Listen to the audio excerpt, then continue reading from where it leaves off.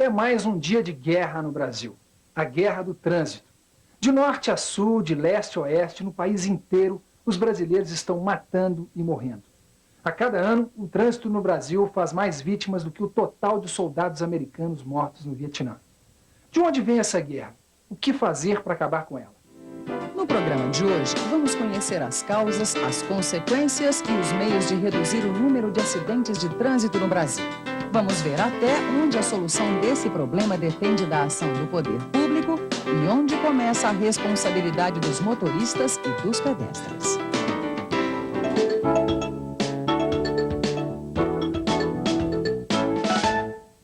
Todos os dias vemos nas ruas, na TV e nos jornais o que anda acontecendo no trânsito. As pessoas reclamam, protestam e perguntam: mas de quem é a culpa? Quem são os responsáveis por essa situação? O que fazer para acabar com essa terrível guerra que é o trânsito no Brasil? Nos últimos 20 anos, aumentou dramaticamente o número de mortes em acidentes de trânsito no Brasil. Aliás, os acidentes que envolvem os transportes e, particularmente, os atropelamentos, vem sendo uma das principais causas externas de morte em nosso país. A maioria dos acidentes de trânsito acontece por falha humana ou mecânica, ou então devido a problemas de manutenção e sinalização de ruas e estradas. Experimente investigar um acidente em sua casa. Procure determinar como ele ocorreu e se alguma coisa poderia ter sido feita para evitá-lo. Você vai acabar encontrando a causa numa falha humana, mecânica ou elétrica, não importa. No final da sua investigação, você provavelmente vai concluir que a grande maioria dos acidentes é evitável quando agimos com atenção e cuidado. No caso do trânsito, é a mesma coisa. Quem são os responsáveis? Muitas vezes pode ser do pedestre, atravessa na frente dos ônibus. Os motoristas irresponsáveis também, a bebida, Falta de atenção, avançar sinal. excesso de velocidade, tudo isso aí contribui. As falhas humanas são as causas mais frequentes de acidentes de trânsito. São motoristas embriagados, cansados, apressados, inexperientes ou com alguma deficiência visual não reconhecida ou corrigida. São pedestres e ciclistas que desrespeitam a sinalização ou agem de forma descuidada nas ruas. Muitas vezes é preciso buscar a causa do acidente no próprio veículo. Freio desregulado, pneus carecas, falta de alinhamento ou balanceamento das rodas, excesso ou má distribuição de carga e falhas no sistema de combustível. Além dos fatores humanos e relacionados ao veículo, temos os chamados fatores do ambiente físico e social. Não cumprimento das leis do trânsito, más condições da estrada, destruição ou inexistência de sinalização, barreiras e acostamentos, falta de placas com os limites de velocidade em cada trecho e falta de meios de comunicação com os serviços de emergência. Por aí, a gente vê que o problema do trânsito e do transporte é complexo e que as causas dos acidentes são muito variadas. A educação para o trânsito já faz parte do currículo das escolas brasileiras e começa bem cedo, com as crianças menores. Mas é preciso que, fora da escola, os pais e mães continuem essa educação. Mesmo discutindo o problema do trânsito na sala de aula, a criança pequena sempre aprende mais com o exemplo do pai e da mãe. Se os pais dirigem feito loucos, estacionam em fila dupla, buzinam sem necessidade, não usam o cinto de segurança e não respeitam pedestres, a criança vai aprender a agir assim. E se o pai ou a mãe é pedestre e anda fora da faixa, corre entre os carros e arrisca a vida toda vez que atravessa uma rua, este é também um mau exemplo para a criança. Se observarmos bem o modo como algumas crianças e alguns jovens atravessam ruas ou avenidas movimentadas, veremos que estão correndo risco de vida o tempo todo, porque não aprenderam a usar a faixa de pedestre ou não têm maturidade suficiente para andar sozinhos pela cidade. Na Transitolândia, uma espécie de escolinha infantil do trânsito, como já existem em vários lugares do Brasil, as crianças aprendem bem mais que sobreviver. Elas são educadas para adquirir atitudes gerais de prevenção de acidentes. Bonequinho na cor vermelha. Será que eu posso atravessar uma rua? Não, de forma alguma.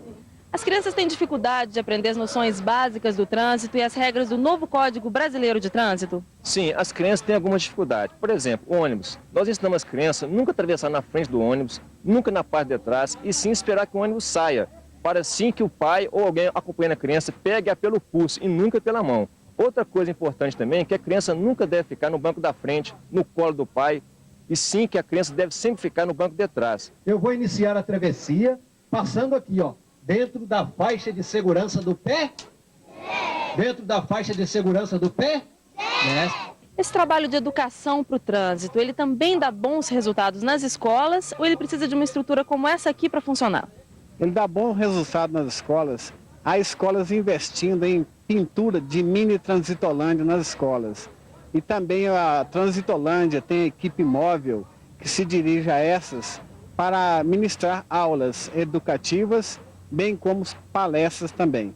Vou atravessar a rua sempre em linha reta e depressa. Bom, depois de ouvir um instrutor, vamos saber o que pensam as crianças. Eu aprendi que crianças menos de 10 anos não podem andar na frente, obedecer o semáforo do motorista e do pedestre. Aprendi a atravessar a rua, tem que olhar para os dois lados e passar só na faixa de pedestre. As estatísticas revelam que a embriaguez ou o consumo excessivo de álcool é hoje o principal fator responsável por colisões que resultam em acidentes graves ou fatais. Outras causas importantes são o excesso de velocidade, os avanços de sinal e a falta do cinto de segurança. O novo Código de Trânsito brasileiro previu multas e penalidades pesadas para quem dirige embriagado, corre demais, ultrapassa o sinal vermelho e comete outras barbaridades ao volante. O código, que no início causou muita discussão, já produziu um grande benefício. Nas cidades e regiões brasileiras onde a fiscalização é mais presente e severa, o número de acidentes e de mortes caiu bastante. Com a aprovação do novo Código de Trânsito, mudou substancialmente o comportamento dos nossos motoristas. Diminuiu bastante a incidência de multas, mas há uma preocupação muito grande por parte das autoridades de trânsito que o código foi mudado, mas a mentalidade do nosso motorista mudou pouco porque ele não lê o código. E quando é fiscalizado, ele vem procurar direitos antigos que ele não tem. O rigor no emprego do novo Código de Trânsito é a única forma que se tem de educar, de colher os frutos necessários para evitar esse grande número de acidentes. É preciso que o próprio motorista empenhe também que seja, em particular, um fiscal de si próprio, porque ele está valorizando o que ele tem de primordial, que é a vida. Além da fiscalização permanente e da aplicação rigorosa da lei, é preciso também que as autoridades federais, estaduais e municipais cuidem melhor da sinalização, da iluminação e da pavimentação de ruas e estradas. Construir passarelas, pintar faixas para pedestres, cuidar das calçadas, tudo isso ajuda a reduzir o número de acidentes. Ninguém merece este destino. Cada vez que alguém dirige embriagado, em alta velocidade ou sem cinto de segurança, pode estar marcado para matar ou para morrer. Está na hora de acabar com esta guerra. Se você anda preocupado com a segurança da sua família, comece a ensinar os seus filhos desde cedo, antes mesmo da idade escolar. A criança deve aprender a andar sempre pela calçada, longe do meio-fio.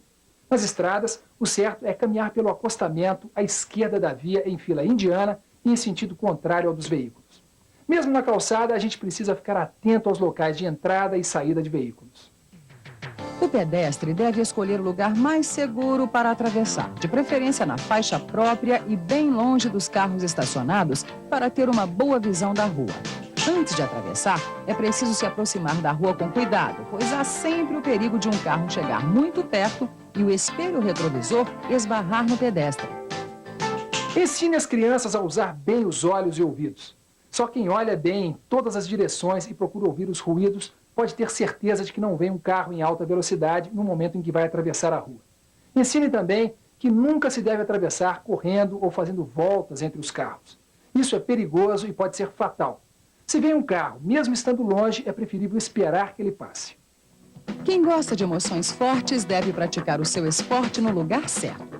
Crianças e adolescentes precisam ser ensinados a utilizar corretamente bicicletas e motos. Além de evitar as vias por onde circulam muitos automóveis, o ciclista e o motociclista não devem ficar costurando entre os carros. Essa manobra é sempre arriscada e perigosa. Para sobreviver e não ferir os outros ou a si mesmo, Não basta ser bom motorista ou pedestre bem comportado. Se você tem carro, faça uma revisão e manutenção periódica no veículo. Freios, pneus, buzina, faróis e outros itens de segurança. E antes de viajar, faça uma revisão ainda mais completa. A melhor forma de evitar acidentes no trânsito é adotar atitudes corretas. Usar o cinto de segurança, transportar crianças no banco de trás e em cadeira apropriada conforme a sua idade. Atravessar na faixa de pedestres, isto é, cumprir tudo o que manda a lei. O Código de Trânsito brasileiro, como todas as outras leis, foi feito para proteger você, seus filhos, sua família. Mas de nada adianta existir uma legislação moderna se as pessoas não respeitam a lei. Quem deixa o filho menor dirigir sem habilitação, por exemplo, vai ser cúmplice e culpado por qualquer acidente que acontecer com ele. Adolescentes que dirigem sem habilitação, abusam da bebida e ainda fazem pegas nas ruas são responsáveis por dezenas de acidentes fatais. Nunca tantos jovens morreram de forma tão violenta e em tão pouco tempo como acontece hoje no Brasil. Sem falar daqueles que não morrem, mas sofrem consequências graves e permanentes. Muitas vezes, os pais fazem de conta que não vem o perigo. Eles pensam assim, é só o fim de semana, não vai acontecer nada de mal. Ele é ajuizado. Mas a questão não é essa. Se o pai desrespeita a lei e empresta o carro ao filho que não é habilitado, quem não tem juízo é ele. Entendemos por direção perigosa o desrespeito às normas e às leis de trânsito. Geralmente são as seguintes infrações que ocasionam essa direção perigosa: o racha, o pega, o cavalo de pau, o avanço do sinal vermelho, o transitar na contramão de direção e a embriaguez ao volante, que geralmente ocasionam acidentes de trânsito com proporções gravíssimas, causando geralmente ferimentos graves e vítimas fatais. Todo pai ou mãe, normalmente, deseja que o filho seja independente, que aprenda a se virar sozinho e a andar por aí com liberdade. Mas para isso, os jovens precisam conhecer e seguir os 10 mandamentos do bom motorista. Conhecer as leis e obedecer à sinalização. Usar cinto de segurança e levar crianças no banco de trás. Não dirigir cansado ou sob efeito de álcool, drogas e medicamentos. Só ultrapassar com total segurança. A velocidade que emociona é a mesma que mata. Ver e ser visto. Conhecer o veículo mantendo-o em bom estado. Não abusar da autoconfiança. Dê preferência à vida, respeite o pedestre. Direção defensiva é a arte de ficar vivo.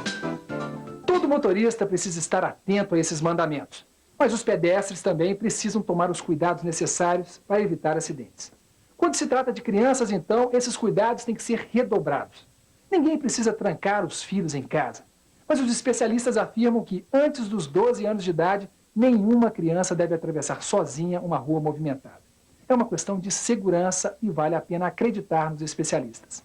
Respeite e ensine seus filhos a respeitar as leis do trânsito e viva legal.